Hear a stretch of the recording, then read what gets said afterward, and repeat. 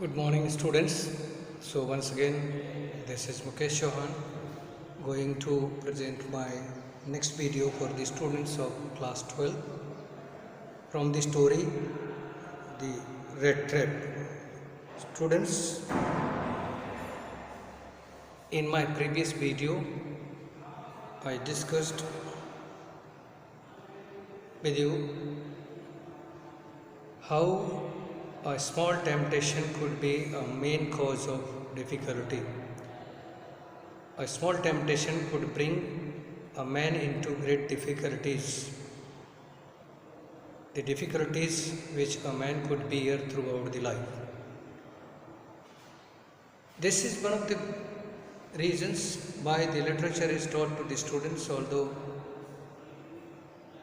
I have heard so many times students discussing with themselves, or even they put sometimes a very difficult question why this literature is taught to us, why these stories are taught to us, how they are benefiting the life of a student, how they are benefiting us. They compare them with the study of science, with the study of mathematics. They say that this is quite useful in their lives, but what is the use of this literature? Why these stories are taught to them? Now I would like to discuss this importance of these stories, the importance of this literature, and the answer for those students who put such kind of questions. In this story, the narrator has tried his best to make us realize how our decisions affect our whole life, how our deeds which we do sometimes become the cause of trouble, cause of difficulty which we take throughout the life. Therefore, we must learn the things from our elders, from our forefathers, and the way we are studying the literature, we must learn from it. Literature doesn't mean just whatever is written in the story, whatever is written in the book, just you read it and prepare ourselves for answering different kind of questions. It doesn't mean. Literature means whatever is taught to us, whatever we are reading in the books, in the form of stories, in the form of poems, we must read them and try to think over them. Why it happened? Possibly it won't have happened if a particular thing might have not taken place in the form of action. Possibly the consequences the man is facing, the consequences the character is facing might have not faced. Similarly, keeping one in the place of the character, we must think. Definitely, we will get a guiding idea, we will get inspiration from these stories, and definitely they will be a guiding path for us in the form of stories for us. So students, whenever you are doing anything, whenever you are reading any part of story, literature, whether it is history, whatever, you must take the whole story on yourself, and regarding yourself as a character of the story, you must read it. So let us move to the story. The small temptation of 30 kroner for the red trapper became a cause of difficulties here and there,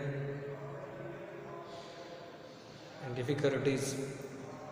In the cold month of December, he was roaming here and there in search of food, in search of shelter, in search of protection. Although he got it, he got the shelter, into the iron mill. He was lying there when the iron master offered him invitation to go his house.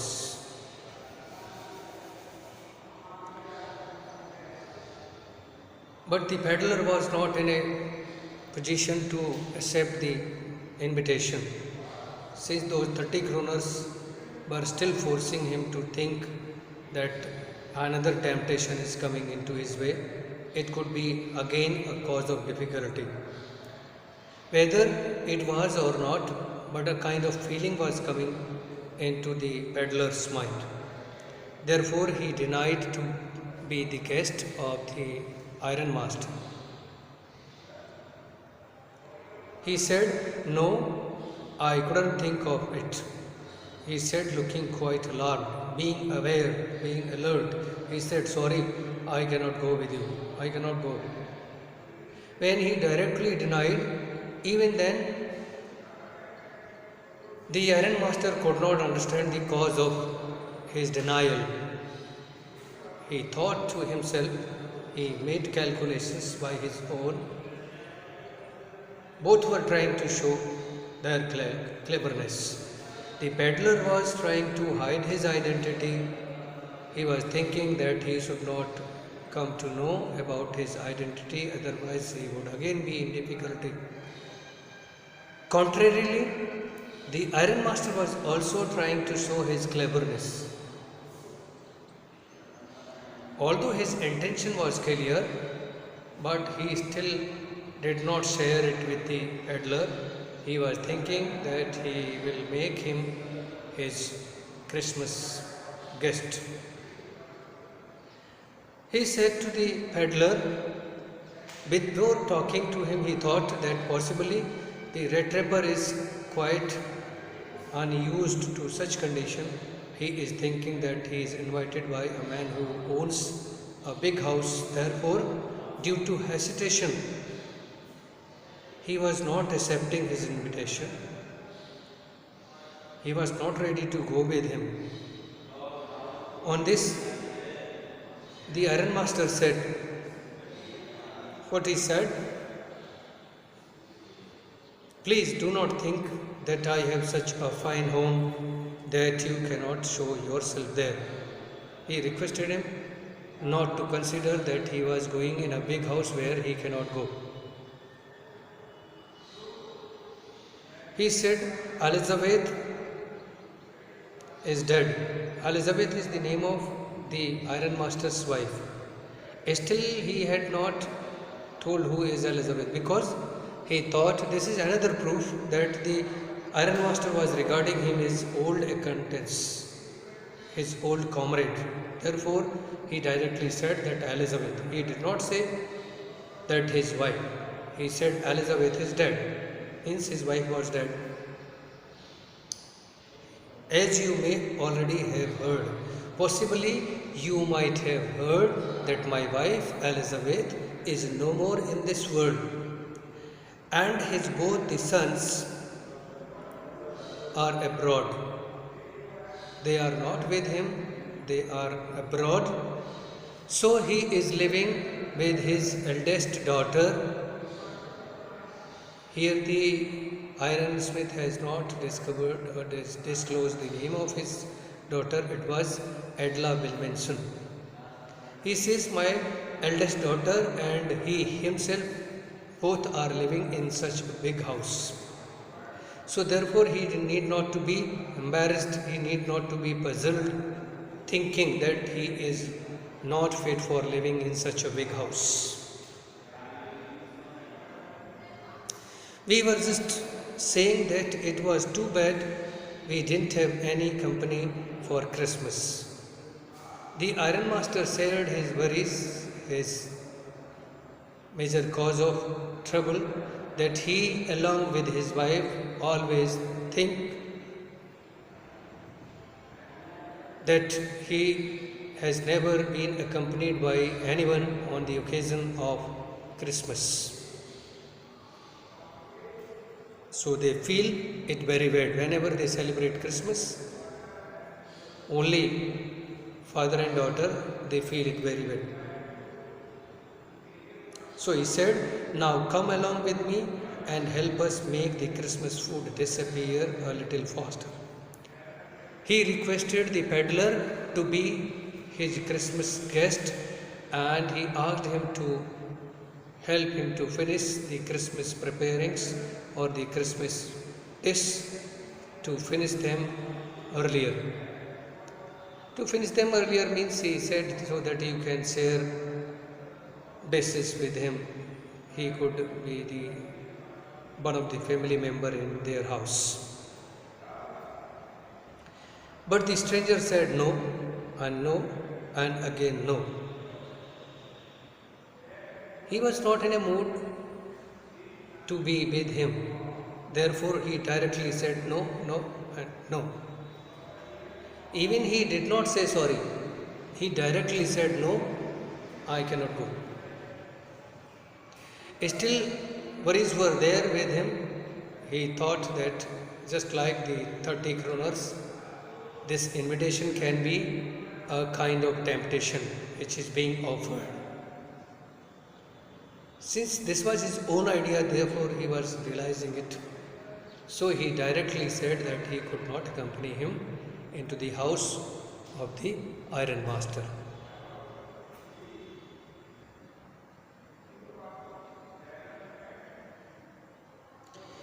And the iron master saw that he must give in.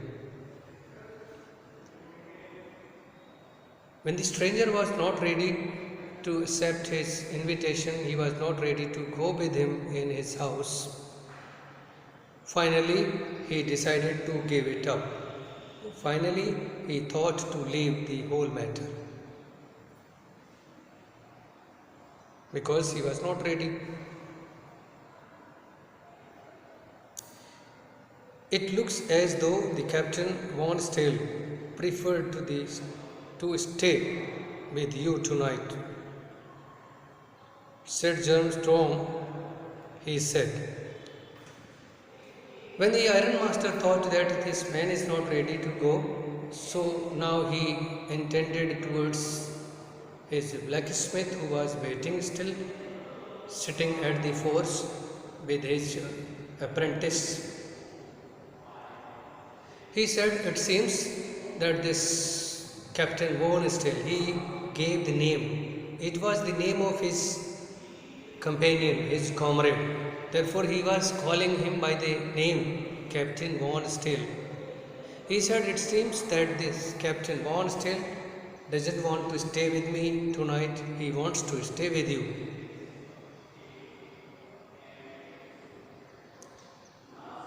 And after saying this, he turned on his heel, means he returned back to go.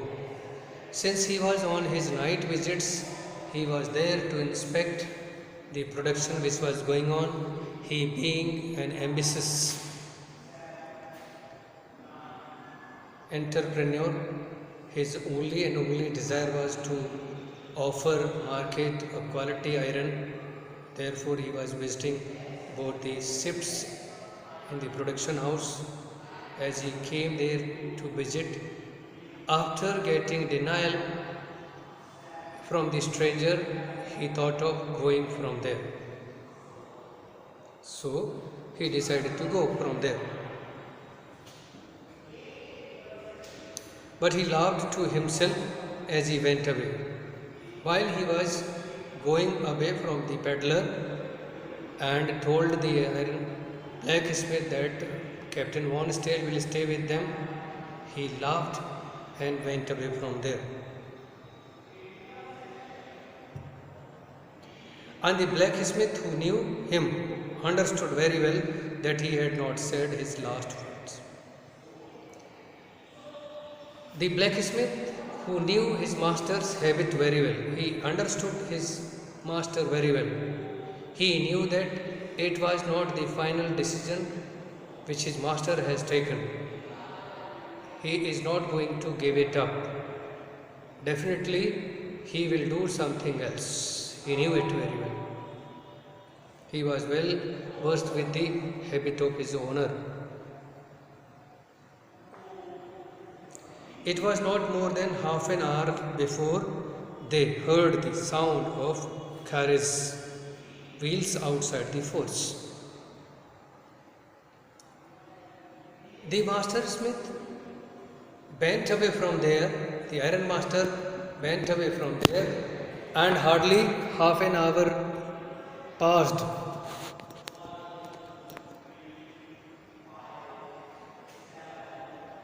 The blacksmith was on his work, his apprentice was on his work, both resumed their work.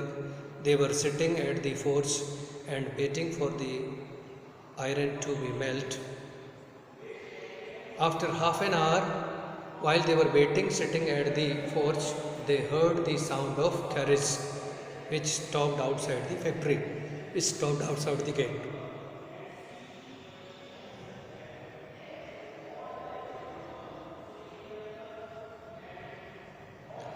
And a new guest came in. When the horse cart stopped outside the factory, another guest came into the view. Another person entered into the factory.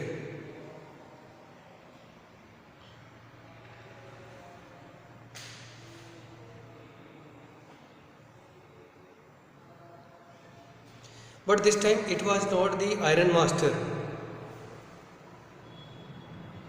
He had sent his daughter. This time the iron master did not come, since he tried his best to persuade the stranger, and when he denied to accept his invitation, the iron master gave up and went away from there. Possibly he might have gone to his home and he would have told to his daughter. When the daughter heard the story about the stranger, he might have urged her father to come there. Therefore, this time daughter came. She came to take the stranger to her house.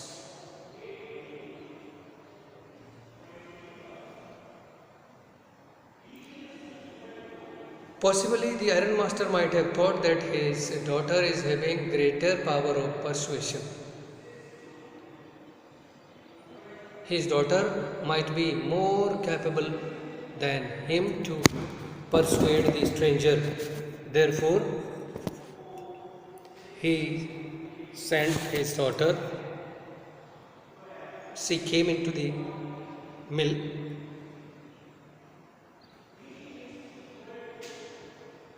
She entered, followed by a valet. Valet is attendant. When the daughter, or when the iron master's daughter came into the factory, she was followed by an attendant or a servant who came with her. The valet was carrying on his arm a big fur coat. The attendant was having a big coat of fur. She was not at all pretty, although the daughter was not much pretty, not so much beautiful by look, but seemed modest and quite shy. Although she was not as much beautiful, yet she was the lady of shy. She came there with a valet or with an attendant who was having a fur coat in his hand. In the force, everything was just as it had been earlier in the evening. When she entered into the factory, she noticed that everything was going on the way it used to. There was no difference, nothing new was there except the presence of the paddler. This was the only thing which was new, and the presence had already been informed by the father to her. Therefore, there was nothing new into the production house or into the iron factory. So nothing new was there. When she entered into the house, when she came there with an attendant carrying a coat.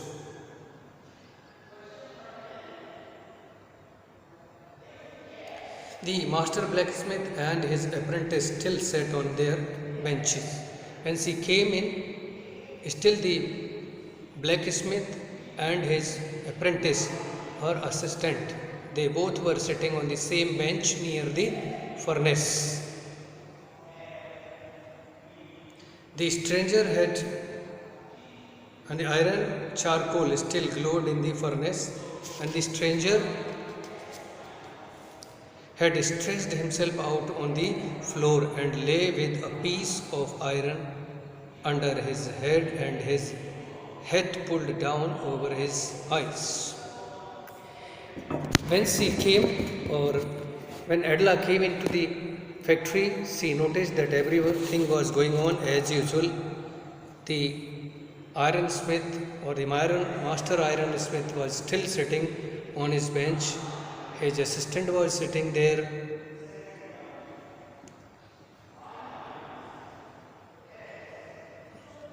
The furnace was glowing because of the presence of fire. The coal was burning, the iron was melting.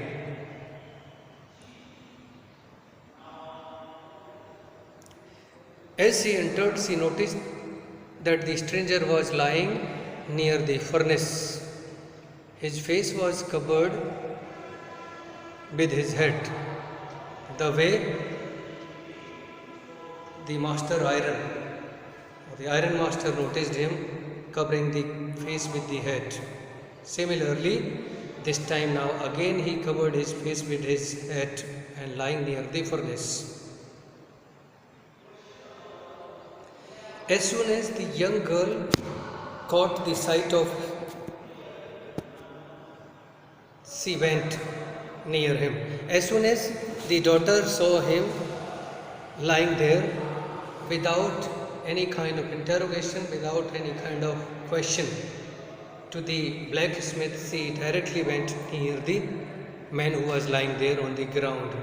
She went near the stranger who was lying, covering his face with his head. And she lifted his head. The man was evidently used to sleeping with one eye open. One eye open means in a position of being alert. He was in a habit of sleeping in alert mode. Since it was his habit to sleep somewhere by begging shelter or without begging shelter, sometimes he was permitted to take shelter there, sometimes he was forced to stay his nights silently without being noticed, without getting permission. Therefore, he was always in a habit to sleep in an alert mode. So when the daughter went to him and she pulled his head, he was lying there in an alert position. He sat up.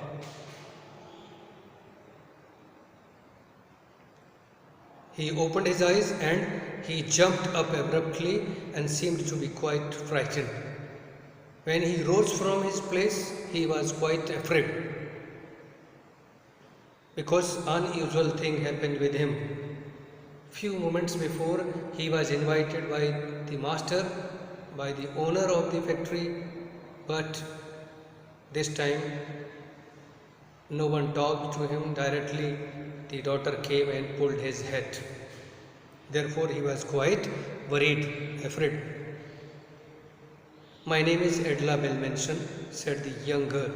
When the daughter came into view of the iron master, the stranger, she told the stranger that her name was Adela Belmenson.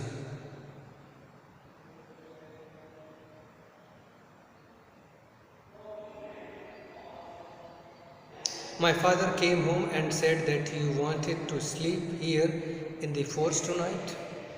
She told the stranger that her father has told everything about him. The way you are desirous of sleeping here, the way you are willing to stay there here into the factory. And then I asked permission to come and bring you home to us. Adela says, when her father told her about the story of this gentleman. She says that she has taken permission from her father to take him to her house, to her home. I'm so sorry, Captain, that you are having such a hard time. Still, this line shows that still the Iron Master was quite confused. He thought that he was Captain Von Steel, his companion, his comrade. Therefore, he told his daughter that his companion, Captain Von Steel, is lying there. Therefore, she told that she was sorry for his condition, addressing him as Captain. She said she was quite sorry for him to face such odd time in his life. She looked at him compassionately meaning very emotionally, feelingfully. Edla looked at the stranger emotionally, with kind of compassion in her eyes, with her heavy eyes, and then she noticed that the man was afraid. When Edla was looking at the stranger, at the peddler, compassionately, feelingfully, emotionally, she noticed that the man was quite afraid, terrified, worried. And this happens only in two cases. Either he has stolen something or else he has escaped from the jail. When Edla noticed that there was terror in his eyes, she thought, this kind of thought or terror, this kind of fear could be seen only in the eyes of a person either who has stolen something, or he is a thief, or possibly he has escaped from the jail. Such kind of terror could be seen in the people either who is a thief or has escaped from the jail. She was having a little bit doubt in her mind about the peddler because of looking at the terror in his eyes.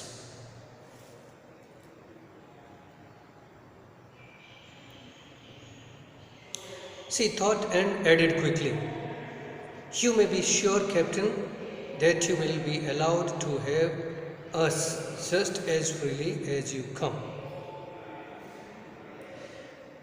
When Edla realized that she is in terror, she is afraid, just like a victim, just like a prisoner, this kind of prison came into her mind, and she tried her best to convince the peddler or the stranger.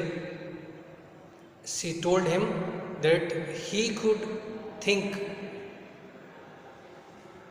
that he would be as free as he was there if he goes in her house. He said that every kind of liberty would be offered to him. Whenever he would like to go, he would be given permission to go from there. Wherever he want to sleep, he would be given permission to sleep. Wherever he want to go from there, he would be given the same kind of liberty. He ensured him this much.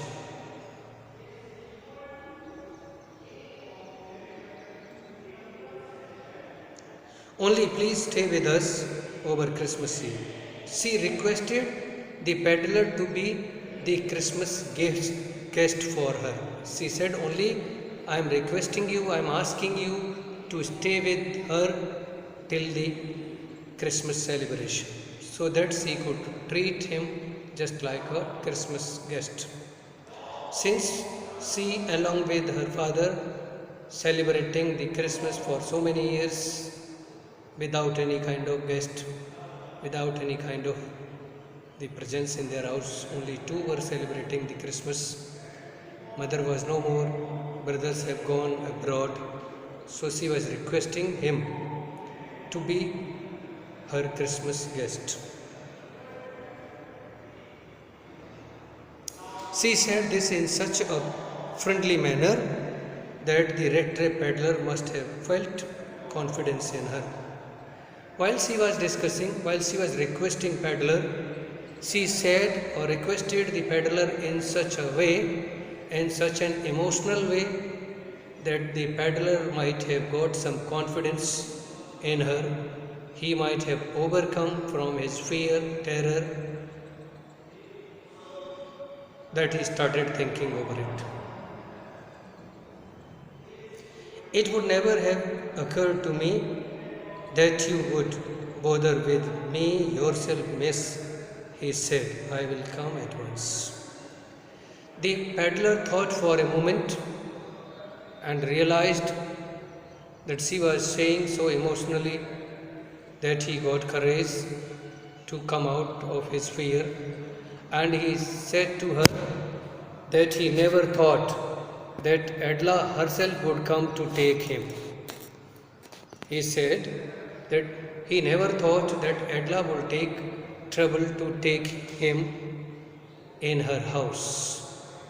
Therefore, he permitted her to be her guest at the Christmas Eve, and he decided to go with her to become the Christmas guest.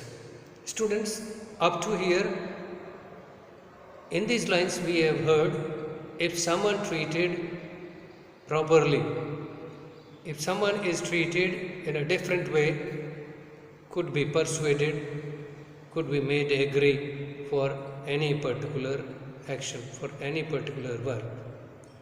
The peddler initially was not ready to go, initially was not ready to leave from there.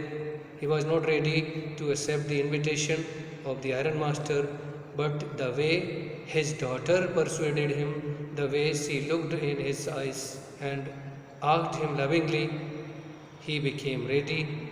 He got the power of coming out of his fear, terror, and became ready to become her guest. Thank you very much. The rest of the story we will discuss in the next